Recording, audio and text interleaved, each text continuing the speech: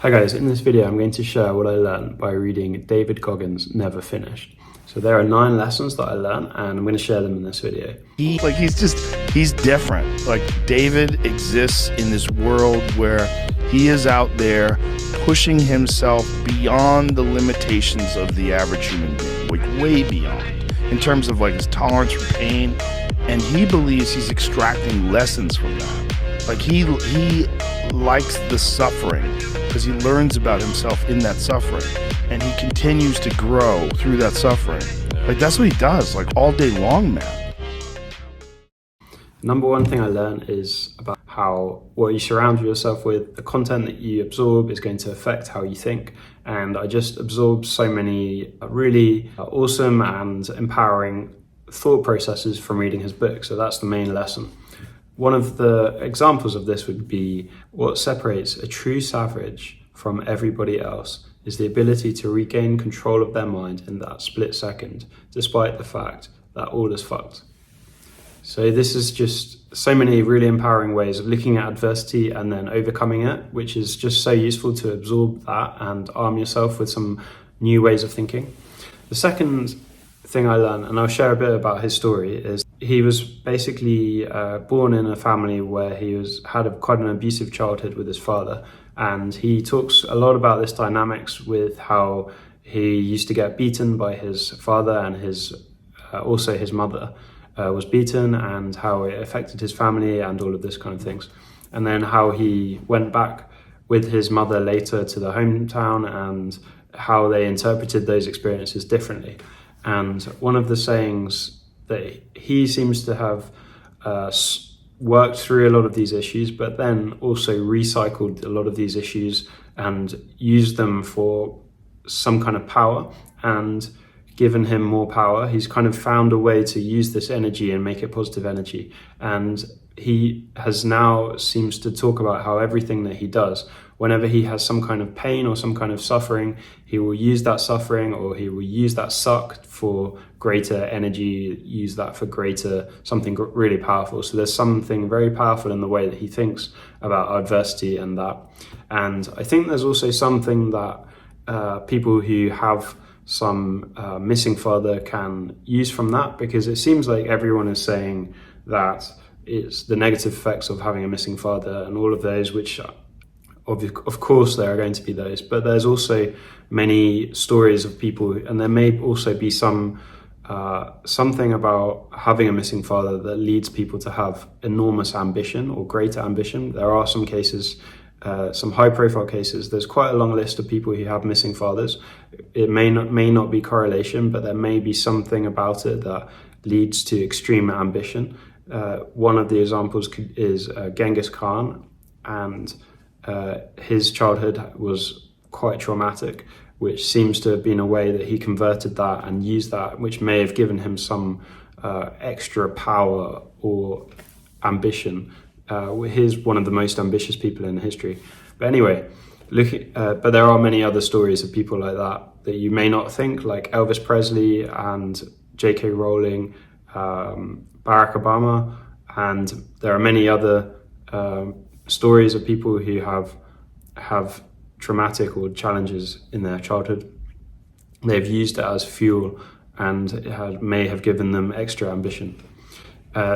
What happened is that after a certain period of time, he then lived with his grandfather, and he talks about how every morning his grandfather used to come in. His grandfather was in the Air Force, and he used to come in every morning at 5:30 and give him a daily task list of chores that he needed to do before he went to school, which is something most people don't need to do, but he had to do that. He used to wake them up in the morning, and he would, if they don't get up, he would ring a bell, or he would even throw water on their face to get them up. So they basically had to do it, and it was his way of charging rent or paying rent for the house for his grandfather. And one of the things that he seems to have hated that at the time, but it seems to have given him a lot of lessons. One of them is the value of doing a job very well. When a job, and he talks about how, and also discipline, doing a job very well. So he talks about how when a half-assed job doesn't bother you, it speaks volumes about the kind of person you are. And until you start feeling a sense of pride and self-respect in the work you do, no matter how small or overlooked those jobs might be, you will continue to half-ass your life. And so even though these jobs may have been just mundane jobs around the house, unnecessary jobs that were he just had to reach a certain level of excellence about it. And so he then learned how to do a good job well, and in some way it doesn't matter what kind of job it is. There's something very powerful about being proud about doing a good job. And he also later on talks about how in the armed forces, when he went to training, there was a janitor who had a secret story that nobody knew about. He won the Medal of Honor in World War II. He crawled under machine gun fire and threw 3 grenades in turrets, and he was then captured as a prisoner of war. People thought that he had died, but after the war, when he was rescued, he was a war hero, and he realized he was given the Medal of Honor. And so he talks about how after that he just went to as a janitor at the military school. There's something powerful about him continuing to do, although he was reached a high level, he didn't need to talk about it. He didn't need to make himself feel special. He just went back to being a janitor, and the humility and being humble about doing work, whatever kind of work it is there's something in that. The other thing that I learned from David Goggins is that you are capable of so much more than you realize. So he talks about how he was running ultra marathons, which was over 100-mile races, and even though he had major medical issues at different times, he talks about overcoming those medical issues and then continuing to race. One time he did an ultra marathon race. I'm not sure what you call it. It's 240-mile race, which is almost 10 times as long as a marathon. I think you have 5 days to complete it. He was put in hospital in the middle of it, and he continued, and then he recovered, and then he finished the race. And it talks about his story overcoming it, how he faced these conditions and just would keep going, and the mental struggle of that. And it's so empowering to read, and it makes you really question yourself when you feel lazy to do something. That this guy, how he thinks about these kind of things is very empowering. And he talks about prepared mind craves the worst conditions because it knows that pressure brings out the best and exposes almost everyone else. So just from reading this book, you will feel you are capable of so much more, and you will question what you think and how you think about things. And this is something that I learned. Another thing that I learned from him is about journaling and the power of journaling to rewrite your mind and your self-talk, and the importance of self-talk.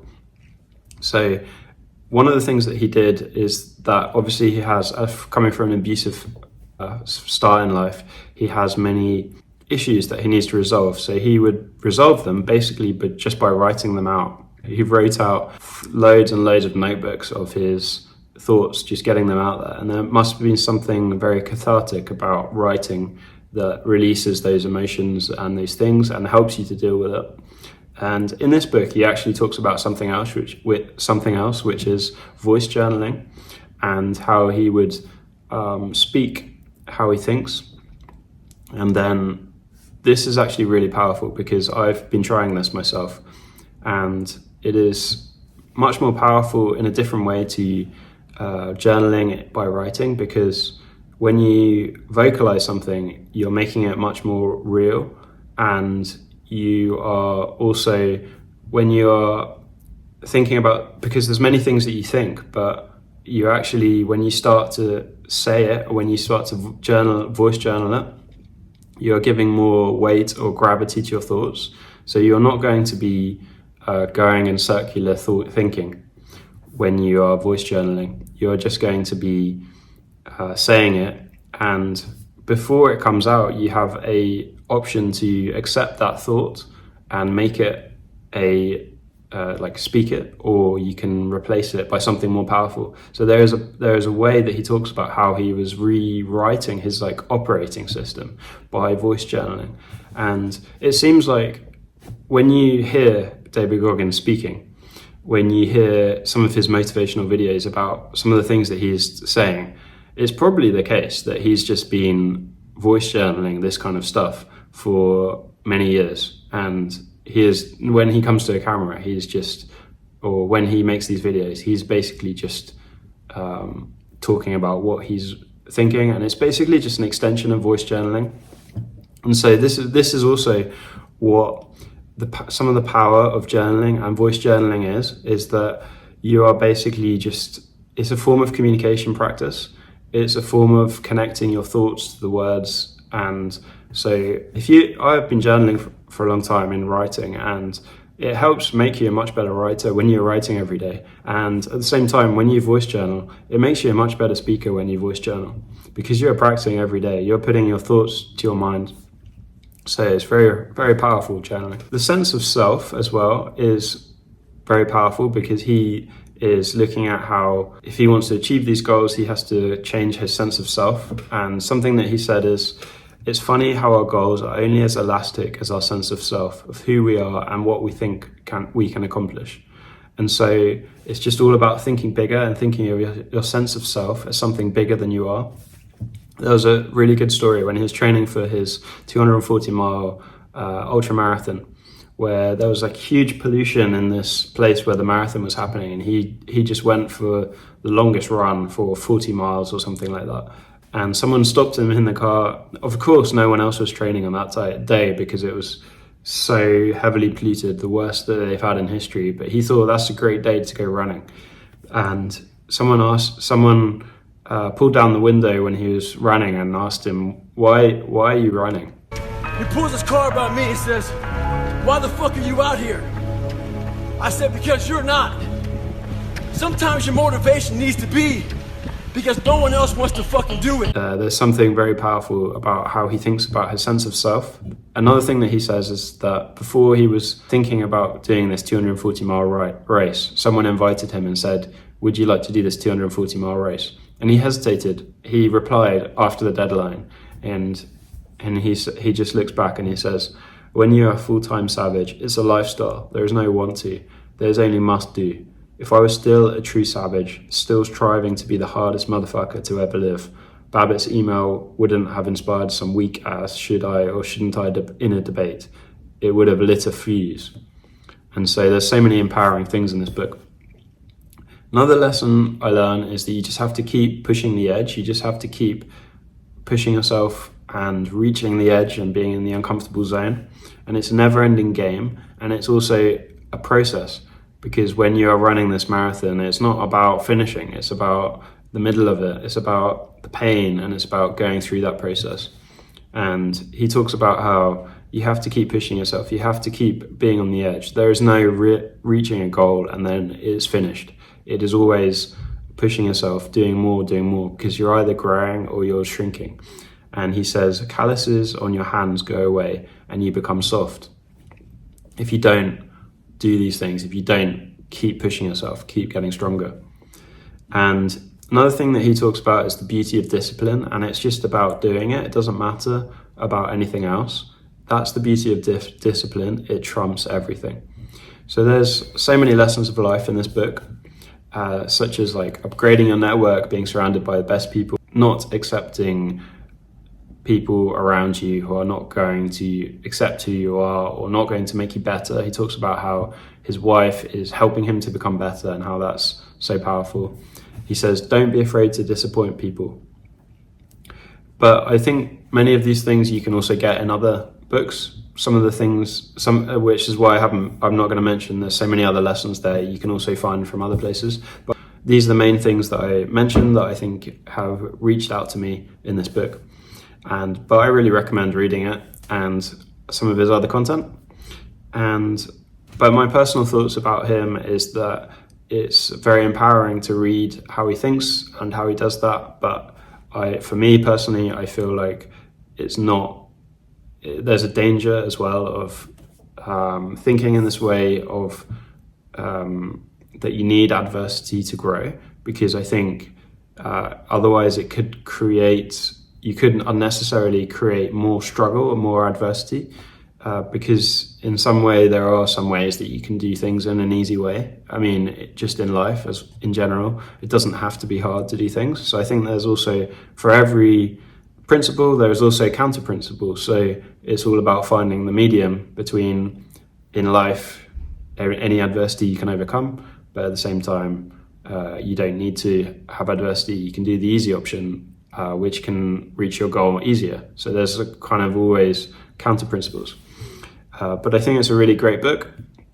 Really enjoyed it and recommend checking them out. And if you like to learn more about other interesting people that I've read or learning about, check out my other videos where I'm reading about inspirational people that I learning from, that can help inspire me, help me to grow. So thanks. Any comments, let me know. Cheers, guys.